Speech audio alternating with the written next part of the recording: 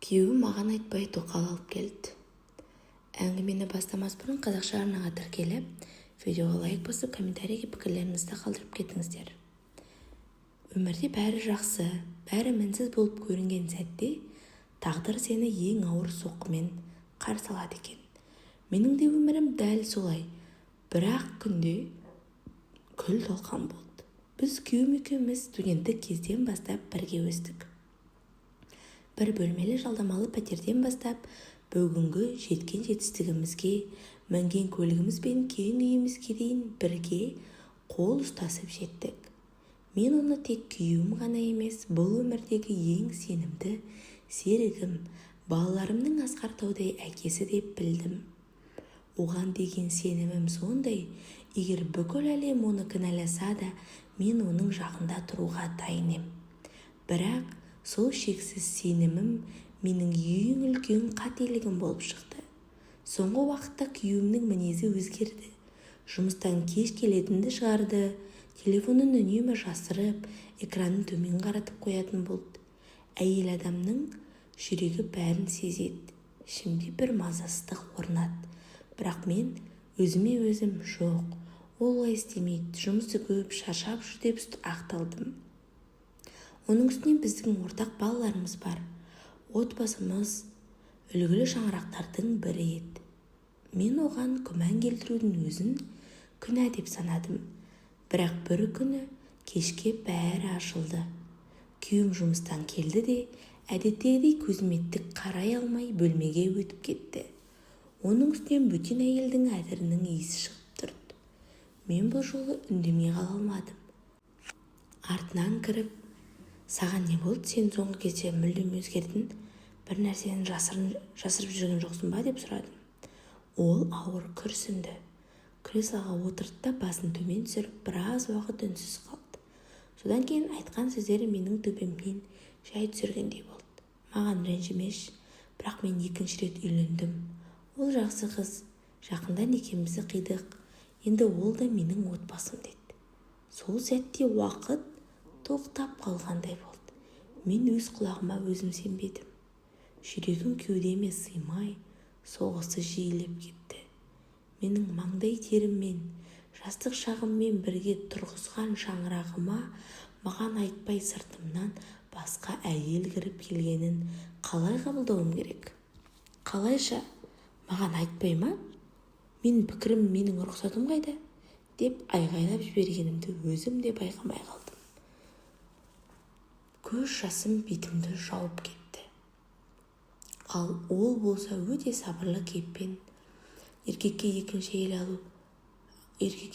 әйел алу үшін бірінші әйелдің рұқсаты керек емес. Мен сені тастап атқан жоқпын, балаларды тастамайым. Сен үлкен әйелсің, бәйбішесің, түсіністікпен қарауың керек деп ақыл айта бастады. Бәйбіше? Мен 21 ғасырда өмір сүріп жатқан заманауи әйелмін. Мен оның өмірлік серігі, махаббаты болғым келді. Бірақ біреудің артында тұратын үлкен әйел форматында келіскен емеспін. Ең ауыры бұл істің менің сыртымнан жасырын жасалғаны. Олардың кездесіп жүргеніне 1 жылдан асқан екен. 1 жыл бойы күйеуім маған өтірік айтып, көзіме қарап күліп, үйге келіп балаларын құшақтасып, сосын басқа елге кетіп барып жүрген. Сол 1 жыл ішінде мен оның барлық жағдайын жасап, киімін үтіктеп, тамағын дайындап, адал жары болып отырдым. Ал ол басқа әйелге болашағын жоспарлап жүріпті. Мен сол түні көз ілген жоқпын. Күйеуім басқа бөлмеде ұйықтап жатты, ал менің ішім өртеніп баратты.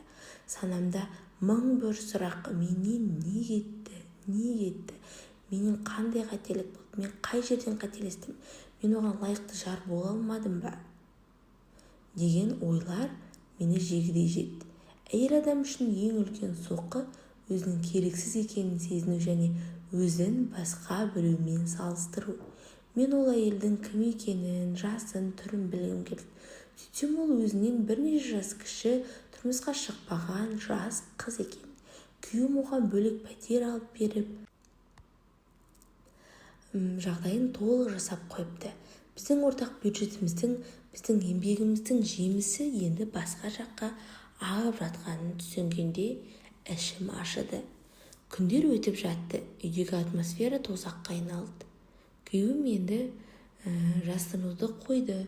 Бүгін мен сонда қонам деп ашық айтып кететін болды. Сондағы менің күйеуімді көрсеңіздер ғой. Ол есіктен шығып бара жатқанда менің жүрегімнің бір бөлшегі бірге суырылып кететін. Оның басқа әйелді құшақтап, оған да жылы сөздер айтып жатқанын елестетудің өзі түн баласында да мені шыңғыртып оятатын. Ең сорақысы айналамдағы адамдардың, туыстардың сөздері еді. Енеме айтып жылағанымда ол кісі айналайын еркек қой, түзде жүрген соң көзі қызығады, ең бастысы үйге келіп жүр, сен тастаған жоқ, шыда, ертең-ақ жас қатыннан жалғат, сосын өзіне қайтып келеді, ат айналып қазығын табар деп басу айтты. Сонда менің сезімім, менің намысым қайда қалады? Неге қоғамда әйел адам үнемі шыдау керек? Неге еркекті кез келген қиянатын ол еркек қой деп ақтап алуға дайын тұрамыз? Тіпті өз төркінімде балаларыңды жетім қылма. Байдан шыққан деген атқа қалма. Қазір бәрі осылай істейді, шыда деді. Жалғыз қалдым. Бүкіл әлемім маған қарсы шыққандай болды. Мен өз үйімде өзімді қонақ сияқты сезіне бастадым. Күйеуім үйге келген күндері де маған бұрынғыдай қарамайтын. Оның ойы да, назары да басқа жақта еді. Ол тек балалар үшін міндетін атқару үшін ғана келетін сияқты көрінді. Бір күні мен бұлай өмір сүре алмайтынымды түсіндім. Мен ол әйелмен кездескім келді. Күйеуіме айтып, үшеуміз бір жерде отырып сөйлесуді талап еттім. Алғашында күйеуім қарсы болып, бірақ менің табандылығымды көріп келісті. Кафелердің бірінде кездестік. Ол жас, әдемі, өзіне сенімді қыз екен. Көздерінде ешқандай кінәлау сезімі не болмаса, маған деген аяушылық байқалмады. Мен одан, сен біздің отбасымыз бар екенін білдің ғой, балаларымыз бар екенін, бақытты екенімізді біле тұра қалайша біреудің бақытының үстіне өз бақытыңды құрғың келді деп сұрадым. Оның берген жауабы мені таңғалдырды. Апай, мен сіздің күйеуіңізді тартып алған жоқпын. Ол маған өзі келді. Ол сізді сыйлайтынын, бірақ араларыңызда сезімнің суып кеткенін айтты. Оның үстіне шариғат бойынша ер адамға 4 әйел алуға рұқсат етілген. Мен күнә жасаған жоқпын. Мен тек оның заңды некелі жарымын. Мен де бақытты болуға лайықпын деді. Міне, қазіргі жас қыздардың логикасы.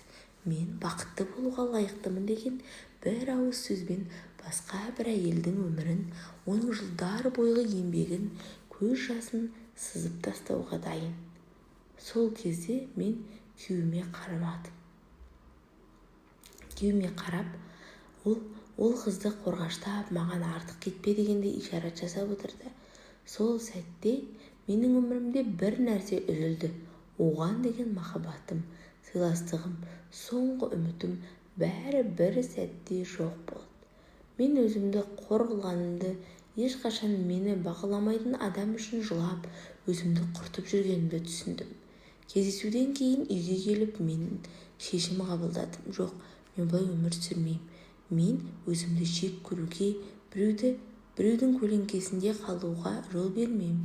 Мен балаларымды алдым да үйден кетіп қалдым. Күйеуім мені тоқтатпақ болды. Сен ақылсыздық жасап жатсың. Баратын жерің жоқ, балаларды қалай асырайсың деп қорқытты. Мен алғашында қатты қорықтым. Мен көп жылдар бойы тек бала тәрбиесімен, үй шаруасымен айналысып, өз мамандығымды, өз дамуымды ұмытып кеткен едім. Бірақ намыс пен іштегі нағыз әйелдік күш маған қанат бітірді. Мен ажырасуға арыз бердім, мүлікті бөлдік, маған тиесілі үлесті алдым. Ең бастысы мен қайтадан жұмысқа орналастым. Өз бизнесімді бастадым, қайтадан жұмысқа орналастым, өзімді дамытуға қол жеткіздім. Қазір менің өмірім мүлдем басқа арнаға бұрылды. Мен бұрынғыдай біреудің қоңырауын күтіп, түнде жылап отырмаймын. Мен өз өмірімнің қожасымын. Күйеуім қазір маған хабарласып өкінетінін айтады. Сөйтсем ол жас тоқалдың сұраныстары көп болып, үнемі ақша талап етіп, оның да мазасын алып бастапты. ол бұрынғы тыныш, жылы мен жасаған отбасылық атмосфераны іздейді екен. Бірақ өткен күн артта қалды, ал мен оны кешірдім. Бірақ өз өміріме қайтадан жолатпаймын. Бұл хикаяны айтып отырған себебім, қыз-келіншектер ешқашан өздеріңізді құрбан етпеңіздер. Күйеуіңізді жақсы көріңіздер, бірақ өзіңізді жоғалтып алатындай деңгейде емес. Әрқашан өз аяқтарыңыздан тік тұра алатын, өз күндеріңізді көре алатын күшке ие болыңыздар. Қиянатқа шыдау отбасын сақтау емес, ол өз-өзіңізді құрту. Әрбір әйел бақытты болуға лайықты, шынайы сүйікті және жалғыз болуға да лайықты, деп кейіпкер өз оқиғасын аяқтайды. Сіздермен болған өмірден алынған арнасы. Тек қана өмірден алынған шынайы оқиғаларды ғана жариялаймыз.